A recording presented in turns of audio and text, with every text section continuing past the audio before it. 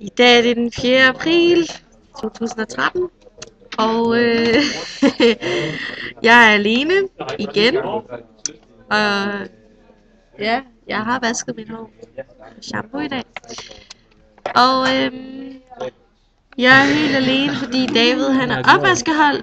Han er ikke syg i dag, men han er væk, og det er rigtig irriterende, fordi det er svært at gøre det helt alene.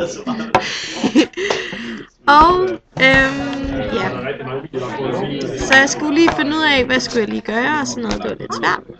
Og hvad har jeg mere gjort? Så har jeg været inde på nogle hjemmesider og se, hvordan der er nogle forskellige mennesker, der har tolket Daniels bog. Og jeg tror, det er lige gået op for mig i dag, at det faktisk er lidt svært, det her. Det synes jeg er ja, og jeg mangler David, fordi at han har nok lidt mere han har nok rimelig meget styr på det, håber jeg, selvom det er noget man ikke kan have så godt styr på, fordi det er lidt svært. Yes.